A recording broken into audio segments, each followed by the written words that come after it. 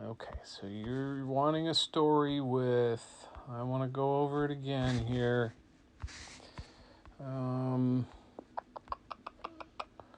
Where's your list? Unicorns, wolves, ponies, kitties, puppies, dolphins, manatees, and cheetahs. Yes?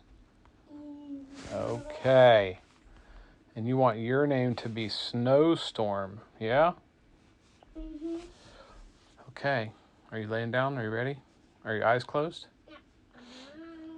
I never have my eyes closed. Oh, it's so much easier to imagine when you do that. Not for me. Oh, okay. Get us started with the story. Once upon a time in a galaxy far, far away. There was a little girl named Snowstorm. Snowstorm loved Star Wars and dreamed of becoming a Jedi one day. One night, as Snowstorm was getting ready for bed, she heard a strange noise outside the window. When she looked outside, she saw a spaceship land in her backyard. She was surprised, but also very excited. Snowstorm went outside to investigate, and she approached the spaceship. When she approached the spaceship, the door opened, and out stepped a small android named R2D2. Yay, I do. See, Snowstorm was thrilled to meet R2D2 and asked him what he was doing in her backyard. R2D2 beeped and whistled, and Snowstorm couldn't understand what he was saying. Then she noticed something odd. R2D2 was holding an Apple phone instead of an Android phone. Plot twist. Snowstorm couldn't help but giggle. R2D2, why are you using an Apple phone instead of an Android phone? R2D2 beeped and whistled again. At this time, Snowstorm could understand him. I got a new phone and it's an Apple phone, said R2D2. Snowstorm thought it was funny, even though even droids could switch to a new phone. Suddenly, Snowstorm heard a loud noise. Boom!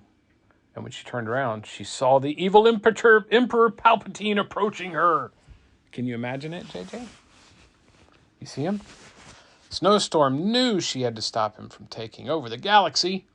R2D2 and Snowstorm jumped in the spaceship, which, incidentally, was called the Linoleum Falcon. Linoleum Falcon! The Linoleum Falcon was not Linoleum as... Oh, hold on now. This one wasn't as fast as the original Millennium Falcon, but it was still a reliable spaceship. Snowstorm and R2D2 flew through space, and they were joined by unicorns, wolves, ponies, kitties, puppies, dolphins, manatees, and cheetahs. The animals had heard about Snowstorm's mission and wanted to help her. When they arrived at the Emperor's ship, Snowstorm used the Force to jump onto this Emperor's ship. She fought the Emperor with the help of R2D2, and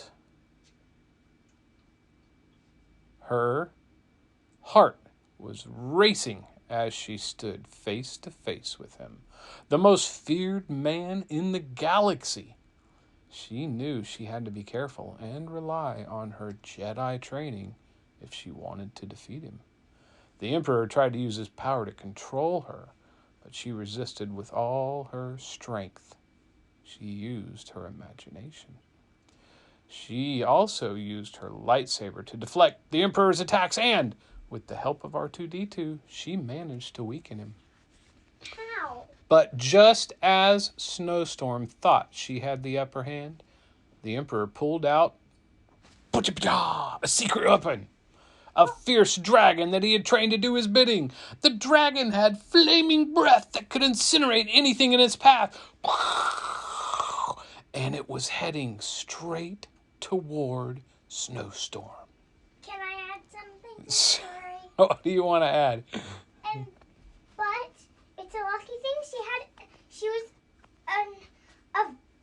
she was training to be a vet. So she put her hand out to the dragon, and then for some magical reason, everyone else just flew out of it, and it turned to do the goodliness of Snowstorm. Well, as things would have it, that didn't actually happen. However, Snowstorm knew she had better think fast.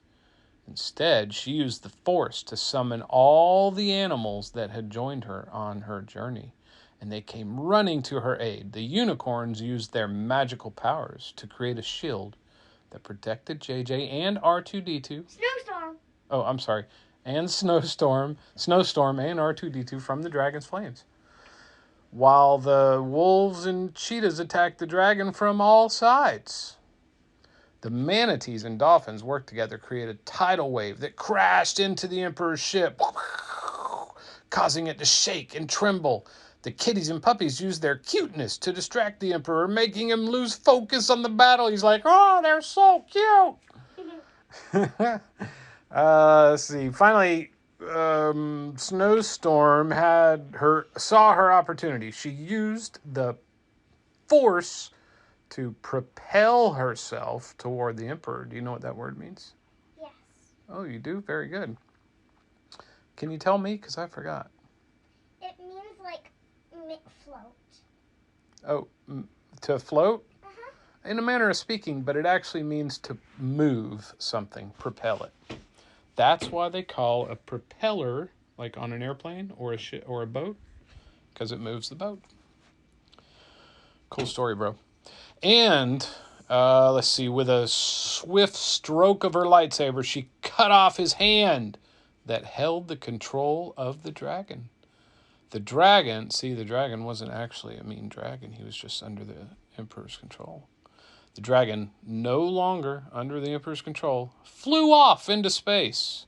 He was a space-breathing dragon. Now can I add something to this? Sure. The dragon, when he sensed danger in Snowstorm's way, he just picked up his ears and shot back and helped.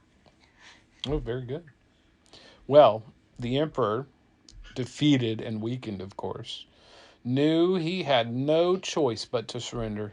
He was taken away by the Rebel Alliance, and the galaxy was saved from his terrible reign. Can I tell you something then? Snowstorm, with all R2-D2 and all her animal friends, feeling exhausted but victorious, they all went home. JJ went to bed, her heart filled with pride and joy for all that she had done. As she drifted off to sleep, though, she thought about all the amazing adventures she had experienced and all the incredible friends she had made along the way. She smiled to herself, knowing that she would always cherish the memories and that the Force would always be with her. Then can I say something? The end. Yes, you may say something, my dear. But Snowstorm, her animal friends secretly hid and then surprised her on her birthday and Easter. Oh, did they make her cupcakes? Yeah. And did they have little TIE fighters on them? Yeah. Of course. Did Chewie show up? Because he tends to eat all the cupcakes before anybody else can get them. But luckily, the dragon guarded the cupcakes. Oh, very good. So all he did was hiss and growl at Chewie. Hiss and growl. And Chewie was like, all right, man, don't burn my fur. Don't burn my fur. Okay. You want to say goodnight to your future self?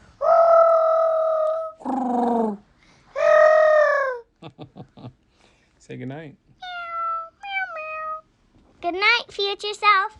I am crazy about you, even though I don't even know you.